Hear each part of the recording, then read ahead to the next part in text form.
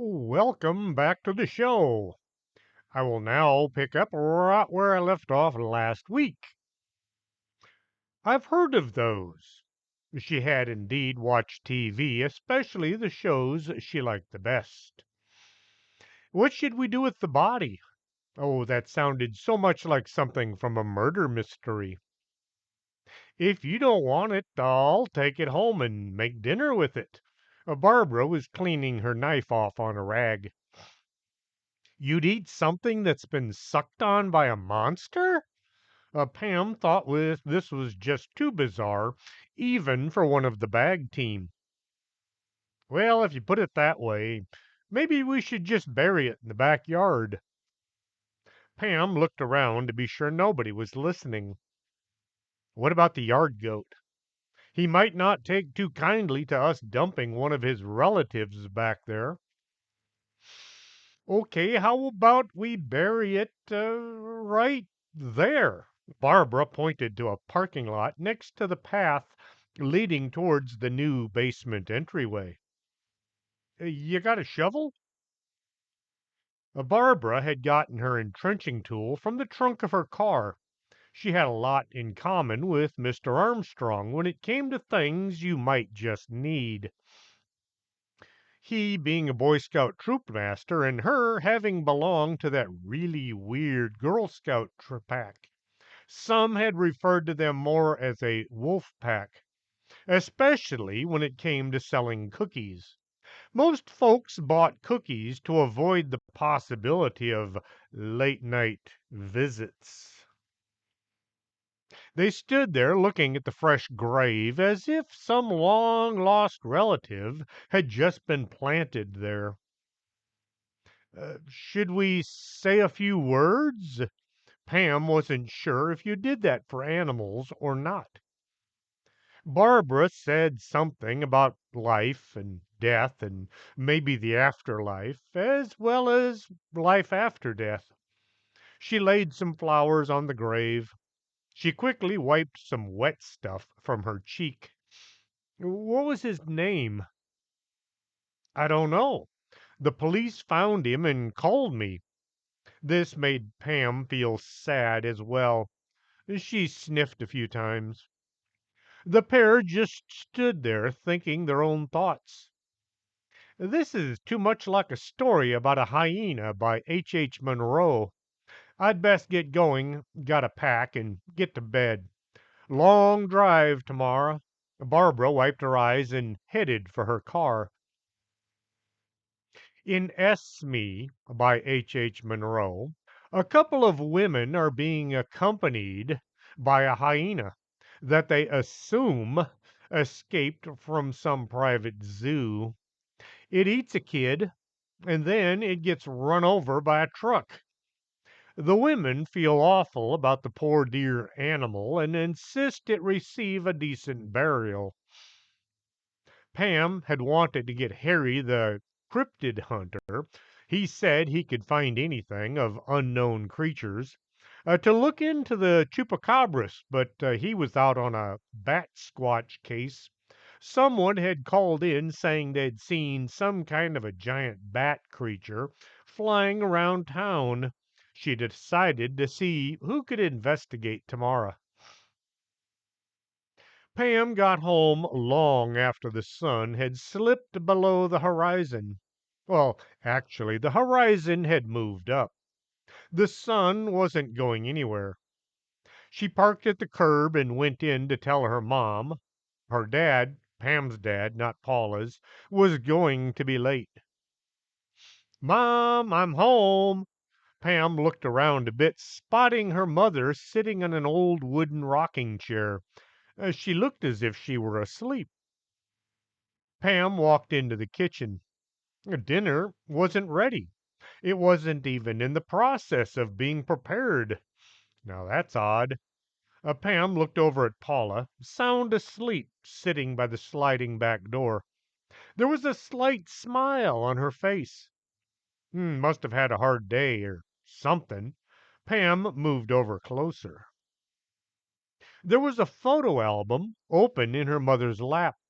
The images were all upside down from where she stood. Pam moved around a bit so she could see what her mother was looking at. There was a photograph of Pam back when she was 10 years old. She had her hair in twin braids. She had some old blue overalls that were a bit too big. She had decided she was going to be a farmer back then, and, well, she dressed the part. She was sitting at the table creating her own Picasso. Man, I was small back then. Pam looked over at the dining room table. It looks a lot smaller these days. Pam scribbled out a note telling Paula that Al was busy at work and might not get home tonight. She also said that she was heading upstairs to get a shower and some sleep. Pam thought about it and then leaned over and kissed her mom on the cheek. It just felt like she should. Chapter 5. Oh, the horrors! Pam heard her alarm clock making something that sounded like two cats fighting. She reached out from under the blanket, feeling around the bedside table for her phone. Pam had programmed her phone to play music to wake up to, only the music didn't wake her up. Now she resorted to an annoying sound that would get her attention first thing each day. She managed to turn the sound off and flip the covers back. She rolled to the side of the bed and let her legs hang over the side. Something felt a bit weird. Pam pushed herself forward to get out of bed, and she dropped to the floor. Must be dreaming still. She walked to her bathroom and to do the brushings and combings. As she walked, her pajama bottoms fell down around her feet. Oh, well, that's what you get for skipping dinner last night. She stumbled around a bit, trying to get her feet clear of the cottony material. This led to her walking into the closet door. Ow! She got turned around and into the bathroom. Her image looked wrong in the mirror. Must be something wrong with the mirror. It's too high in the air or something. She stood up on her toes to get a better look.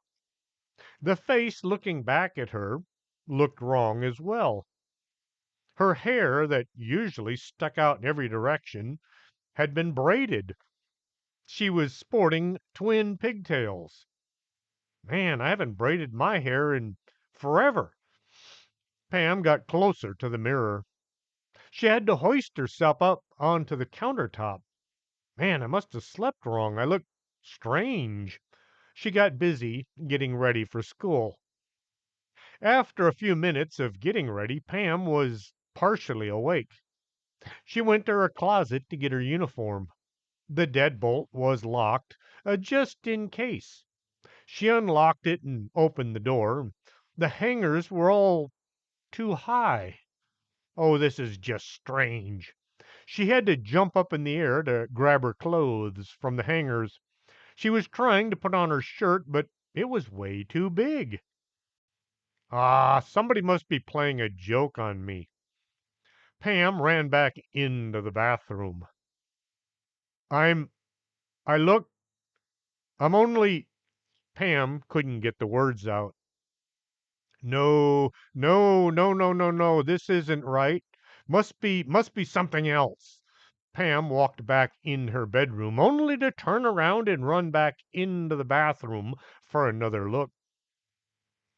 Pam needed someone who could answer her questions, and quick. She ran downstairs.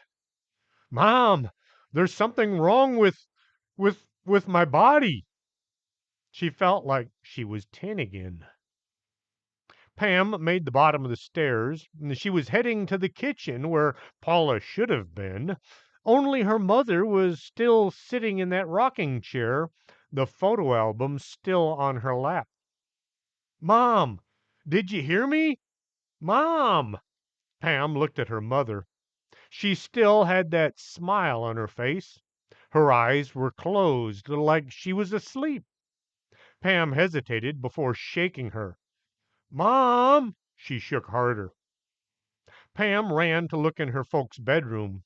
The bed was made, and it looked like no one had been in there all night. Her dad was nowhere to be found. What would world leader Pam do? No, what would plain old Pam do? She ran back upstairs to her room. Her cell phone was still on the bedside table. She grabbed it and scrolled through her contacts, and then she hit the call button next to her father's picture. The phone rang once, and then it was answered. The party you are trying to reach is unavailable. Well, please hang up and try again. Pam hit the hang up button, but she passed on trying the recall. She thumbed through her contacts some more, and she called Cassandra. It rang a few times, and then Cassandra's voice said, Hello, I'm not answering my phone right now. If you need. Pam hung up. She's out of town and probably not answering. Pam took a seat on her bed. It felt super weird with her legs dangling over the side. I'm I'm I'm a little kid again. She wanted to cry. Nothing fit. All her clothes were so big they hung from her small frame like something made for a girl nearly twice her size. Which, well, they were. Pam had never been a very big girl. As a child, she'd been tiny. Now, once more, she was too small for anything found in her closet. Pam was about to call Sarah and ask if she could borrow some clothes, and then realized that her minion would already be in school. She looked at her phone. Oh, great! I'm late for class as well. Pam wondered what she should do. I guess I can jump in my truck and. Nah, the police would see me and probably pull me over for sure. She looked down at her pajama top. I sure the heck can't show up for class dressed like this again. Pam dug to the back of her closet, looking for any old clothes she just might still have hidden away. She already knew this was a non-starter since she was still living in the guest bedroom and all of her old clothes were in her real bedroom closet. She also knew that all of her old things had gone to the Goodwill years ago. She needed coffee. She needed some of Mr. Techno's coffee, but that wasn't going to happen. Not right now, anyway. Pam went to the kitchen to see about filling up on caffeine. The coffee pot was hard to reach. She managed to get the carafe under the faucet, and now for the fun part. Paula kept the coffee on the top shelf in the pantry. She had to drag a chair over to the door and then reach up to get the much needed grounds. I was never this short, was I? She got the coffee on and now had to wait. Pam walked over to her mother once more. Mom, are you in there? She poked her mother. She lifted one eyelid and looked in. The eye looked back, but it didn't focus on her. The smell of coffee making filled the air. Pam had to roll the sleeves up so the material wouldn't interfere with her hands, which were busy holding her coffee cup. What am I going to do? She got busy thinking. With coffee coursing through her system, Pam went back to her room to see about something more appropriate for heavy thinking. She pulled a t-shirt. It hung from her like a sail. She tried some socks, but they wouldn't stay up on her skinny legs. All of her shoes were way too big. Pam went back downstairs, now dressed in a t-shirt that fit her like a dress that was made for somebody a lot bigger than her. She had wrapped a belt around her waist and tied the ends together to keep it closed, since it was too big for her as well. Hildy and Hilda were both gone, but Pam called the office anyway. She hoped someone would be walking by the front desk and answer. Who should be in right now? Pam thought at least Mr. Techno should have shown up. The phone rang way too many times. Carol should be in the kitchen working on one of her clients. Pam finally hung up. It felt wrong to step outside in such a slight outfit, but Pam was getting desperate. Her bare feet kept telling her that she was about to step on something sharp or squishy. She walked to her truck as if nothing out of the ordinary was going on. She felt hundreds of eyes tracking her every move. She unlocked her pickup and had to climb up to get in. Once behind the wheel, Pam tried to push down on the clutch. As her foot made its way to the floor, her vision became obscured by the dashboard. She went back inside to try coming up with Plan C.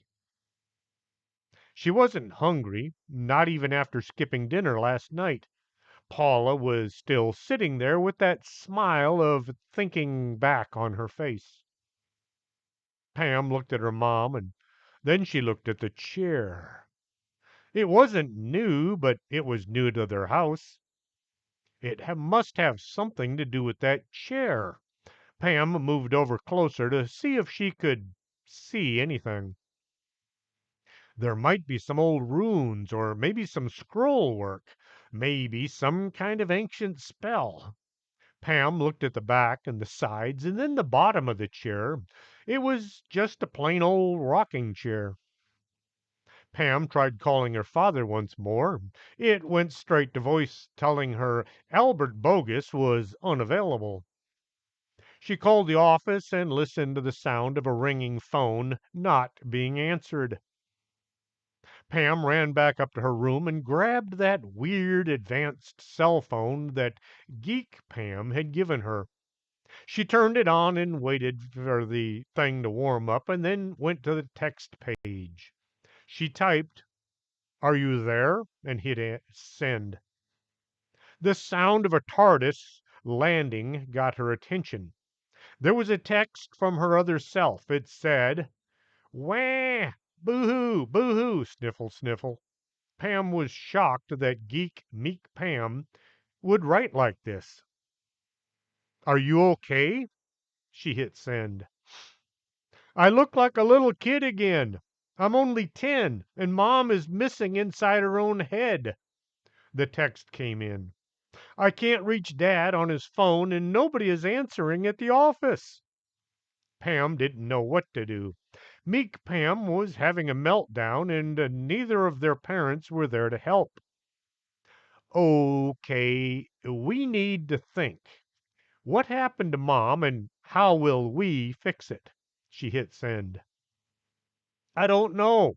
I got home last night and we had dinner. I went to bed and I got up and Dad was gone and Mom was sitting in that chair." Pam saw there were some differences in her and her other self's lives. "Listen, I'm going to figure this out one way or another.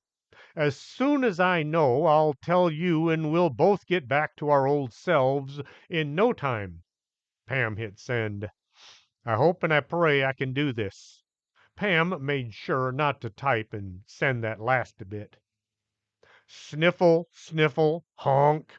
Are you sure you can figure out what happened?" Pam just stared at the phone screen. "Why are you writing all those weird sound effects?" Send. "Oh, that. I did an upgrade on my phone and it writes out everything I say. I guess it's writing out my sounds as well." Pam was impressed. "When did you do all that?" "This morning. When I found Mom and Dad wasn't answering, I did what I always do. I tinkered." "Oh." Pam hit send.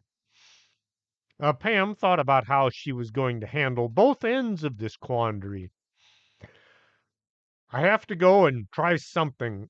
Will you be all right by yourself for a bit?" "Yeah, I'll poke around on my transportation device. Maybe I can get it to work. Then I don't know what I'll do." Pam told Meek Pam a few things to keep her going, things like getting something to eat and maybe taking a nap or two. They both wanted to keep chatting back and forth, but this was not getting them any closer to finding a solution to what was going on. Pam stood in front of her mother. She'd been thinking about this for a few minutes, and it was still the only idea that she could come up with. She felt about as bad as she ever had. She pulled her hand back, closed her eyes. Pam swung her hand and slapped her mother right on the cheek. The sound was like a gunshot. Pam opened one eye and looked. Aside from a bright red hand mark, nothing had changed. The smile was still there, now with a bit of lipstick smeared across the right side of Paula's mouth. I'm sorry, I didn't want to do that, honest. Pam looked down at the photo album. She grabbed one corner and tried to pull it from her mother's lap. It didn't move. Pam tried getting a better hold, but Paula had an iron grip on it. Stepping up from behind, Pam pushed the back of the chair until it tipped way over to the front. She shook the chair with all her might, all the might a 10-year-old body could muster. It was as if Paula was glued to the seat. She just hung there, still smiling. Pam made a fresh pot of coffee and held it up under Paula's nose. The steam was slowly drawn into the twin openings. Nothing happened. I need some of that maybe this might help powder stuff from Belle. Pam wondered how she could get a hold of the witch. She tried calling the office again. Still no one was hanging around to answer the phone. Pam thought hard about it. Belle didn't have a cell phone, or as far as she knew. If she did, she'd never bothered to give out the number. In desperation, Pam went to the kitchen. She looked long and hard at the stove. She flipped her mental coin and it fell on the floor and rolled away. Opening the door, Pam had to pull the two racks out to make room. She carefully folded her legs and worked her body into the tiny space. It looked so big until she tried squeezing into the oven. Pam closed her eyes and slammed the door shut. She waited as long as she could and then pushed the door open once more. The kitchen was still there. Well, it was worth a try, I guess. I'm rapidly running out of things to try. Pam found speaking to herself was all right as long as she didn't start answering in a different voice. The dashboard was too high, and Pam couldn't look out the windshield and shift gears at the same time. The seat was all the way forward, and there were two pillows stacked up behind her. She pushed down on the clutch, which felt really weird under her bare foot, and turned the key in the ignition. The engine started. Pam worked the shift lever and then pushed herself back up onto the seat so she could see where she was going. The engine wound up and it was time to shift again. Pam slid off the seat, pushed down on the clutch, shifted gears, clomb back up onto the seat just in time to avoid hitting a delivery truck coming down the street. The driver gave her a long, hard look. Pam just waved and kept going. A stop sign was coming up. Pam knew it was there since she drove this street several times each day. She did the whole slide off the seat, depressed the clutch, shift into first, and rolled right through the intersection. Pam quickly checked her mirrors and looked over her shoulder to be sure there was nobody with flashing lights trying to stop her. I wonder how Sergeant Hildenpfeffer would react to seeing me like this. Pam laughed just a bit, followed by a tear trickling down her cheek.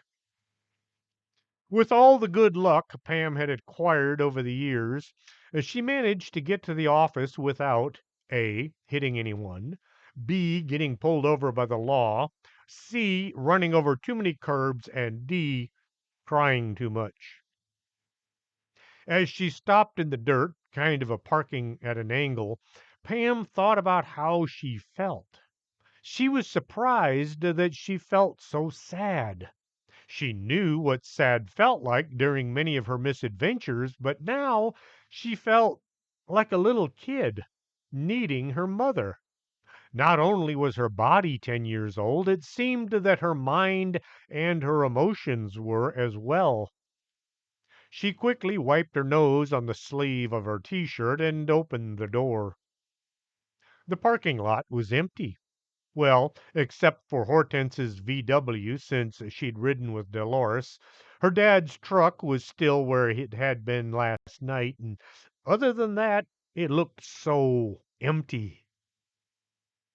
Pam was careful to watch her step as she walked across the yard and tried to open the door to the basement. It was locked. Mrs. Oberhair must have locked it last night on her way home. Pam walked over to the porch. The dirt was known to have sharp, broken objects under it, lots of nails from Mr. Carbuncle's crew, and broken glass from all the explosions upstairs. The door was shut, but Pam pushed and it just swung open. It looked like a scene from a horror movie. It reminded Pam of her first time stepping into the bag office. The waiting room was empty. The status board showed everybody was out. Everyone but Belle, who had no paper arrow showing if she was in or not. Pam moved over to the stairs, going down. She listened at the door.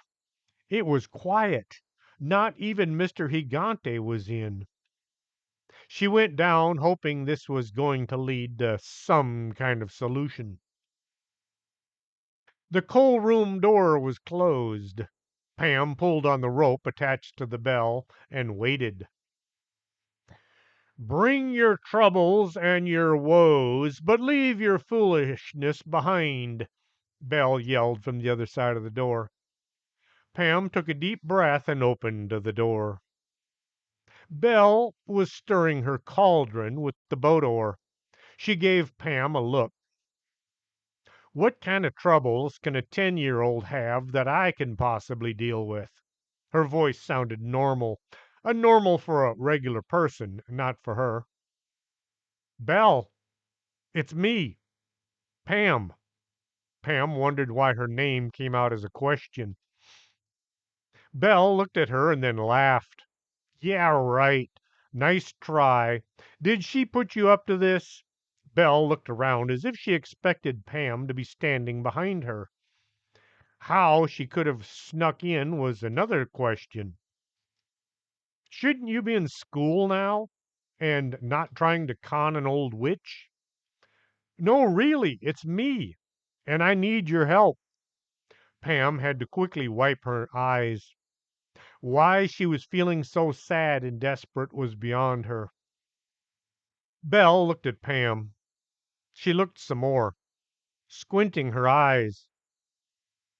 Nope, not convinced. Pam tried to think of how she could convince Belle that she was really her. Pam racked her brain, trying to remember what the two had done that only they would know about.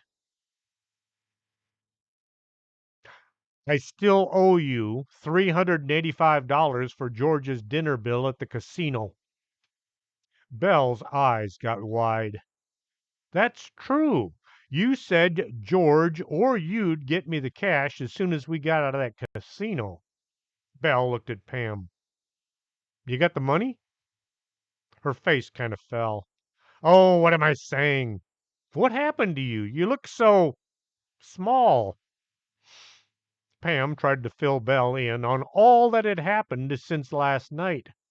She left out the slapping of her mother and the crying and her conversation with meek Pam. I was hoping maybe some of that stuff. Pam couldn't remember what it was she needed from Belle. Some of that stuff you gave George and Wanda that might help or something stuff. Oh, you mean my maybe this might help powder. I'm all out. Belle looked around as if she wanted to run and hide in the back of the coal room. Pam nearly yelled. All out? How could you? Can you make some more? She felt all her emotions were bumping into each other. She was beginning to feel even more like a little girl than before. Belle looked at her shelves. Let's see, I need some Italian spice. No, wait, that's my spaghetti recipe. Belle looked at Pam. You know I get flustered when I'm pressured. I need to relax. She walked over to her lawn chair, used by her clients, and laid down on it. Pam wanted to jump up and down. She had no idea why, but it just felt like the thing to do. Belle held one hand up in the air as if she were stirring something only she could see. I need a bottle of zombie dandruff, something scraped from the bottom of a cowboy boot, the smoke from a white candle, one spoonful of mayonnaise, and eye of newt. Do you have any of that stuff? Pam looked at all the bright yellow Scandinavian shelves as if she might see the right ingredients. I have all of it except the eye of newt. How can you get some? Pam looked around the dark room. Where's that girl in the orange sweater? Well, the last time I saw her. Wait a second. You can't use her eyes. I only need one, Belle kind of mumbled. Belle and Pam both peeked out the door towards the office. Wilma was using. The lights were off. What do you think? Think she'll cooperate? I doubt it. She wasn't too thrilled the first time I transformed her. Belle looked around a bit to be sure nobody was listening in. She wasn't all that thrilled when Sarah turned her into a zombie either. Pam pulled the door shut. Is there any other kind of a potion or spell you can use to get my mother back? This caused Pam to sniff some more. Belle got that thinking hard look on her face. This was followed by thinking really hard look. She began to sweat. She had to sit down. Let me check my notes. Belle grabbed her witch's manual and began flipping pages. It says we can use the end of her tail. Do you think that woman in orange sweater would mind if we just cut her tail off? Pam thought this just might work. She really wanted and needed her mother right now. No, wait. I don't think this'll work. Once she's back to being a human, what part of her body is going to be missing? Belle thought about it. Well, she'd be missing the part of what she sits down with, but I think she has enough. A bit won't be missed. Much, maybe. Belle found it difficult to look Pam in the eye. Pam aimed one finger at Belle's book. Keep reading, followed by a sniff. Belle flipped through several pages. She went back and reread some entries. Hmm, followed by, well, maybe, followed by, well, that just might work. What did you find? Pam began jumping up and down as if she were 10 again. Well, she was. She had to force herself to stop. It says here, under alternative spells, I can use goat's eyes if newts won't cooperate. Belle grabbed a huge knife off of one of the shelves and began walking to the door. We have to go kill that goat in the backyard. I need both eyes and part of the tail. Pam could think of no reason why they shouldn't. It felt as if her mind was no longer functioning as it had after being exposed to world leader Pam. Her thoughts were once more just a bunch of crayon marks outside the lines.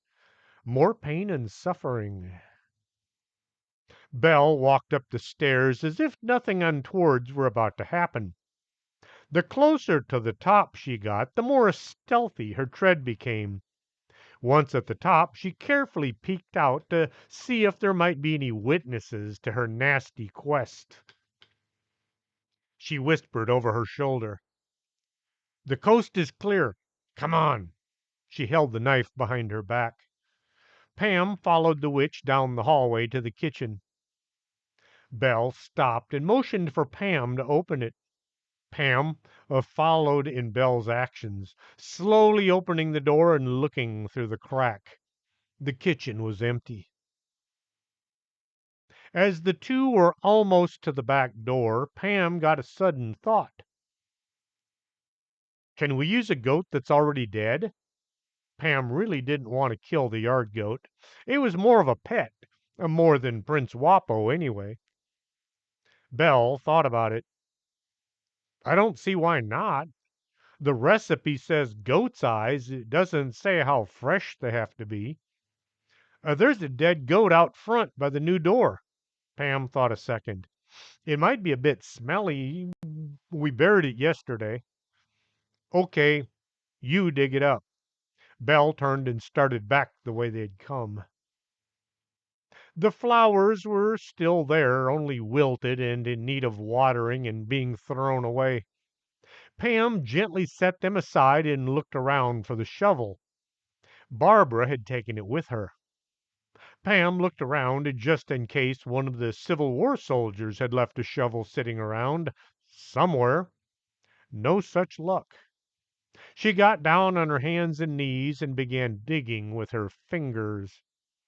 Belle tried to act as if she were busy doing something important so she wouldn't have to dig in the dirt.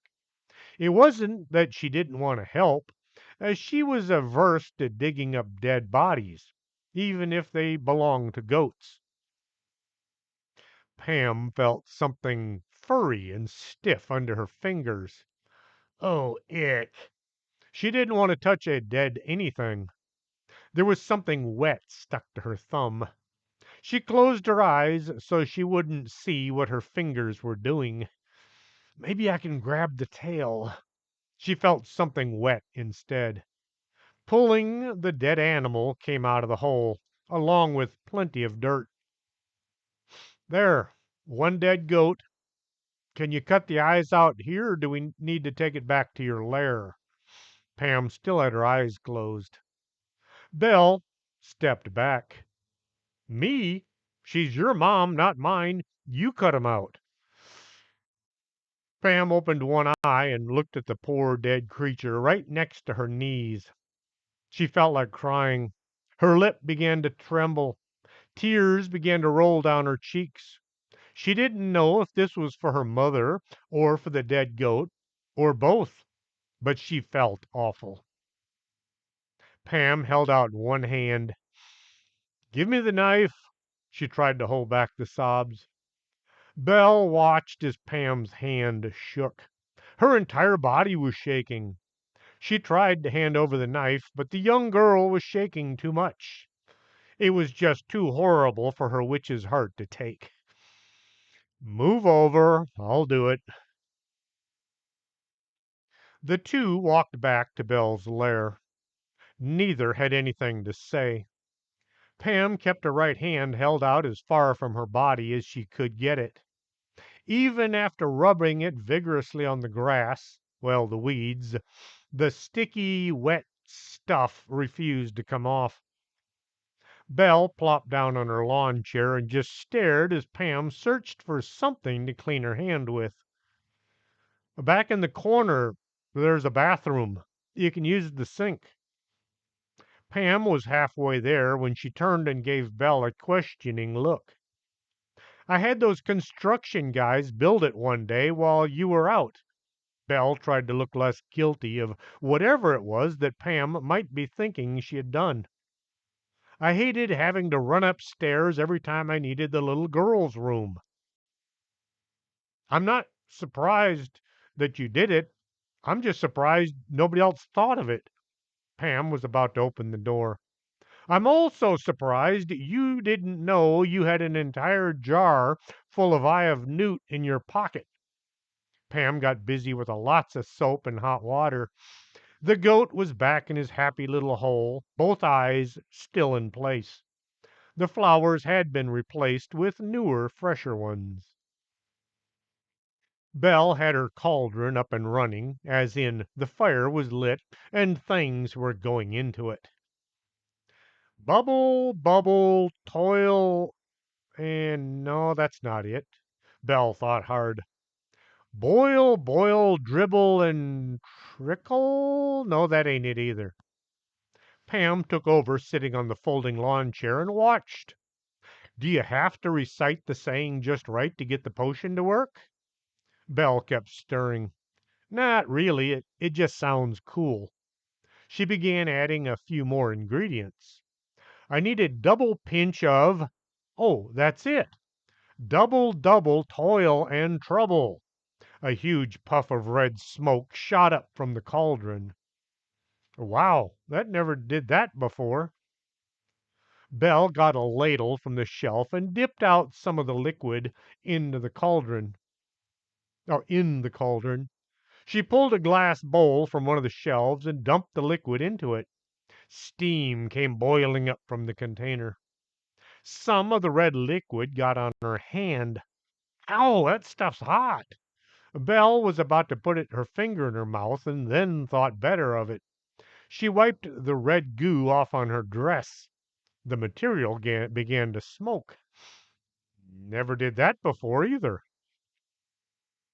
Belle pulled a huge tin can with a skull and crossbones on the front. She held it at arm's length as she pulled the lid off. Zombie dandruff. This stuff smells like a dead elephant after a long hot summer in the sun. She held the can over the bowl and just kind of shook some into the red goo.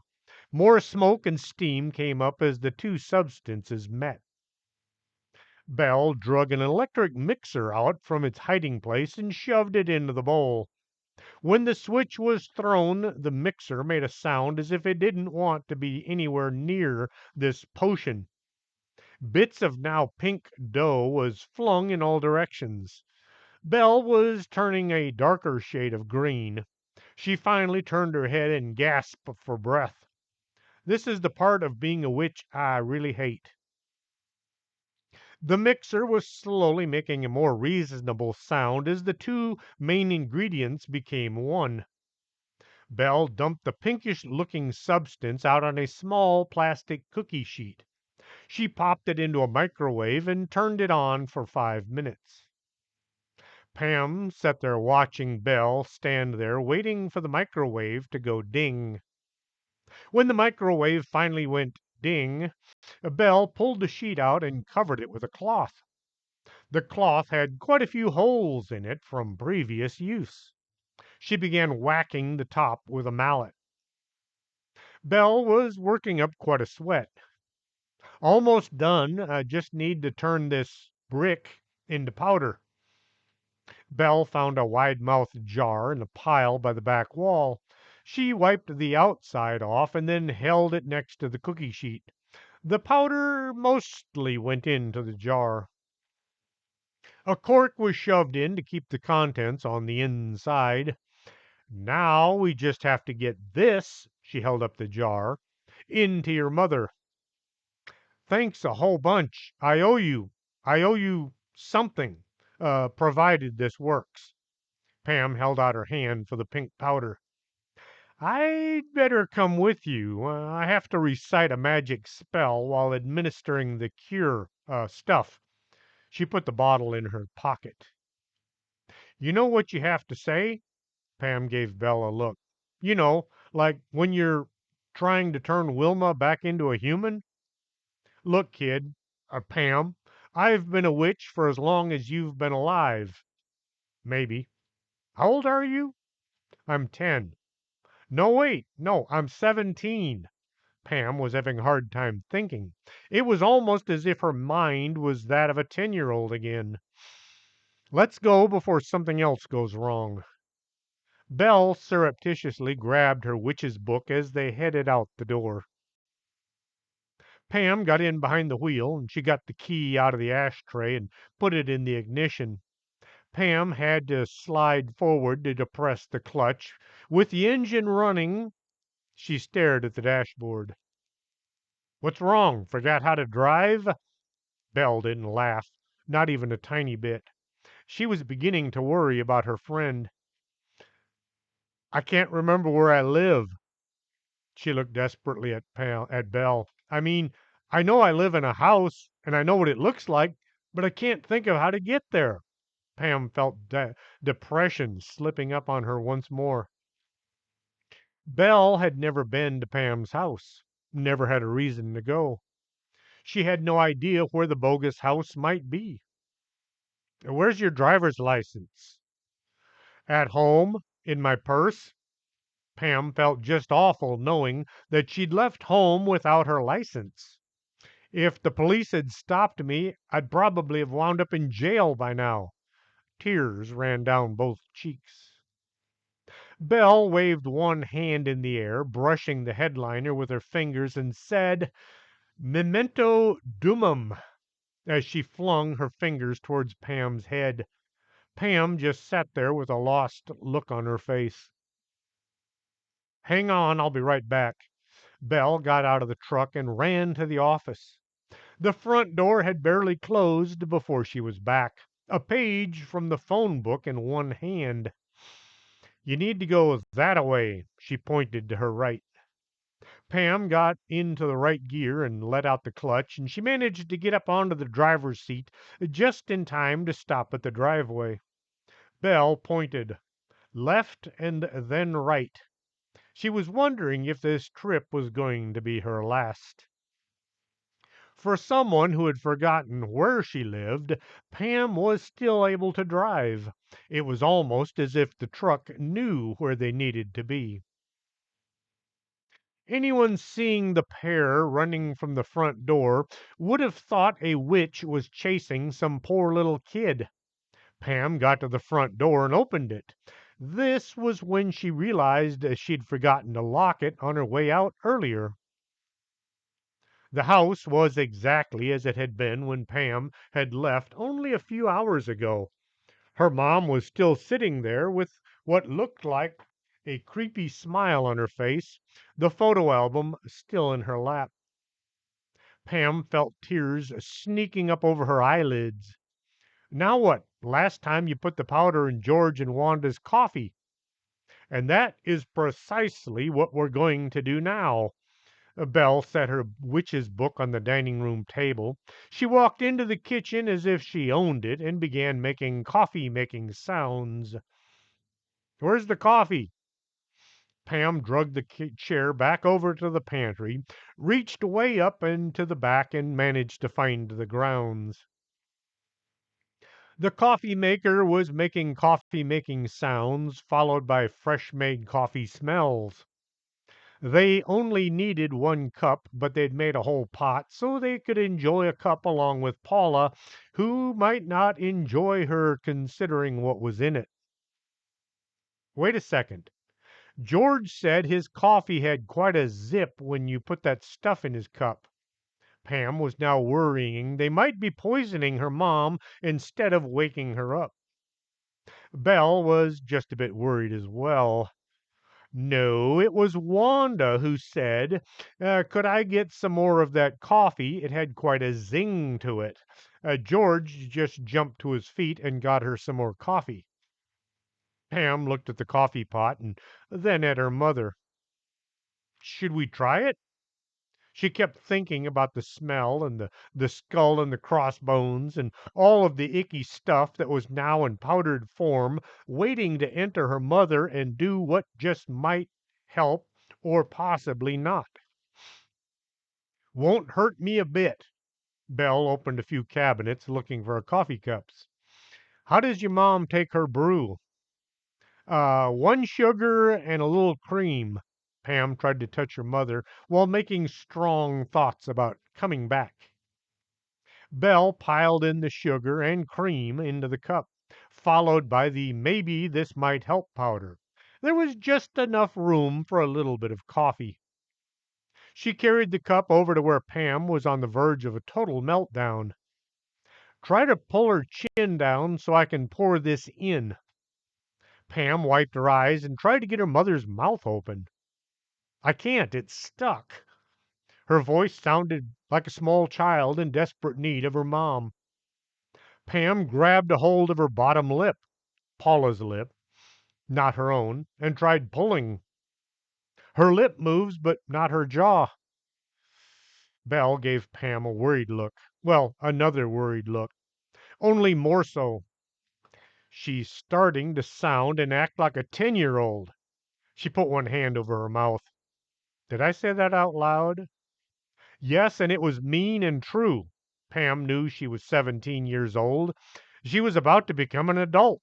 Even with this knowledge, she couldn't stop thinking and feeling like she was a lot younger. I'm sorry I'm acting like a little kid, but I can't help it. Pam got to thinking. If she felt this bad right now, how was Geek Pam handling things? She hoped Meek Pam had somehow gotten hold of Belle in her timeline. I need a funnel. Where does your mom keep hers? She set her book on the table close to Paula. It was open to what she hoped was the right page. Pam thought about it. She knew her mom had a funnel, but not where it was kept. It's in the kitchen somewhere. Belle ran back into the kitchen and began opening drawers. She opened cabinets and any doors that she came to. Got it! She ran back to the living room. Get this in her mouth. Pam took the funnel and stuck it between Paula's lips. It only went as far as the teeth. It stuck out straight from her face. We need her to lean way back. Belle handed the cup to Pam and stepped around behind the rocking chair. Grabbing the back of the chair, she pulled until Paula was almost horizontal to the floor. Okay, pour the coffee into her mouth. Pam held the cup right over the funnel and began to pour. The coffee went down and mostly went into her mom's mouth. Some wound up running out her cheeks and into her hair. Belle watched as Pam put coffee into patient. She held one hand up in the air and said, Revenum domum. She flung her hand towards the older woman's head. Nothing happened. Pam looked at her mother and then at Belle, and she was about to say something, but didn't. Belle leaned the rocking chair back down to the floor. She watched Paula closely, carefully getting ready to run for the door just in case. Something hit the floor with a bang. Belle took off running for the door, thinking Paula had just exploded, and she didn't want to be around when Pam realized what had happened. Oh, wow, look at the time. I'd best get dinner started. Paula started to get to her feet. She was stopped by some little kid suddenly jumping onto her lap. Well, hello there. Are you one of Pam's new friends? The little girl began to cry. Belle had made it to the entryway before realizing that nobody had blown up and she, Belle that is, wasn't about to be in huge trouble. Paula looked at the top of this little kid's head, wondering what horrible catastrophe had led to her current sad condition. Are you one of the people my daughter's working with, or do you need her help? Mom, I missed you so much. I'm sorry for what happened to you, and it wasn't even my fault. Pam tried to stop crying and not get too much snot on her mother's shirt. Belle cleared her throat so Paula would know she was there. Um, Mrs. Bogus, it's a good thing you're sitting down. I have to explain something to you. She looked longingly at the door to the outside. That little girl is Pam. Paula looked over at Belle, and then she looked down at the girl in her lap. Oh, come on. Is this some kind of a... She looked long and hard at the girl. Wait, what? Who? How in the world?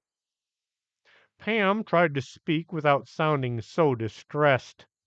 You've been out cold, sitting in that chair for about 24 hours, give or take a few minutes. No wonder I need to stand up. Paula got to her feet. She felt a bit dizzy and unsteady on her feet. As soon as she was up, Paula staggered over and sat down on the couch. That rocking chair had a hard seat. Pam was so glad her mom was back. This caused her to wonder about Geek Pam. "I'll be right back." She took off running for her bedroom. Pam grabbed the weird cell phone and ran back downstairs trying to type a message. But she hit the call button instead. The phone rang a few times and then she heard a voice. "Yes, Pam? Is that you? I don't know what to do." This was followed by some really hard crying. "Pam, listen to me. You have to get a hold of Belle. Yes, the witch at work. Tell her you need some maybe this might help powder. Don't dig up the dead goat. Belle has eye of newt powder in her pocket. Tell her to look." She looked at her mom and then at Belle. They were both looking at Pam as if she had finally lost her mind at long last. "Pam, dear, are you feeling okay? What with your being 9, or is it 10 years old again?" Paula wanted to hug her daughter, but was a bit afraid she might bite or her head might spin around or something. Now Belle was really, really worried about her friend. "Pam, you do know you're standing in your living room and I'm right here." Pam looked from one to the other and then at the phone in her hand. "I'll have to call you back. Just do what I said and things will work out." She was about to hit the end when then said, "You're going to have to drive. Yes, take your mom's car. It's an automatic, so you should be okay. Don't forget your purse. Oh, and lock the door on your way out and watch out for the police." Pam hit the end button. "Did I ever tell you about the time I met myself at the Mall of Doom?" Pam was just about to get started telling about the Mall of Doom and all the other Pams that she'd met there when she heard her cell phone ringing. Her normal cell phone, not the one that Geek Pam had modified. Looking at the screen, she saw it was her father. "Oh, I have to answer this. Hello, Dad. Are you okay?" Al was standing inside an old abandoned airplane hangar. "Yeah, I think so. I opened the door and I didn't know where I was. I was standing in a huge room full of stoves and ovens, a few that I had designed back before the company got sold. I was worried I might have transported myself to some secret underground government base, like maybe Area 51, so I went looking around. I followed a tunnel and I wound up at the airport. Could you come pick me up and give me a ride to the office? My truck is still there." "Yes, yes, of course, I'll be right there." She hit the end without thinking about it. "I have to go pick up Dad. He's at the airport." Belle wanted to get back to her lair and pretend nothing had happened. Uh, er, I guess I'll go along with Pam and see about getting her dad." She quickly turned back to Mrs. Bogus. "Stay away from that rocking chair. Don't even touch it. I think it's cursed or possessed or rotten or something." Belle considered burning the chair, but thought just maybe they might need it again real soon. Pam remembered to get her cell phone and her purse, so if they got stopped by the police, she wouldn't go to jail, hopefully. Paula wanted to say more, but felt so tired and confused. "Drive carefully and don't pick up any hitchhikers." She got up and staggered into the kitchen. "Who made this mess?" The answer was the front door slamming shut. Belle didn't want to get in with Pam in her less than adult attitude, but she felt she should keep an eye on her just in case. "Are you okay to drive? You were talking into that toy phone as if you were talking to yourself." Pam tried to explain about Meek Pam and the bizarre cell phone that could call across dimensions. "You mean to tell me there's another Belle Blizzard, witch extraordinaire in another world? Pam was busy trying to see over the dashboard as she stopped at the intersection. Yes, and she works with Geek Pam, only a bit less self confident than me and a whole lot smarter. She drove ahead and turned towards the airport. And that is a terrible place to stop, but I'm going to do it anyway. It's been an hour. Tune in next week for another exciting installment of The Unhappy Birthday. Until then, this is Chris James for Storytime.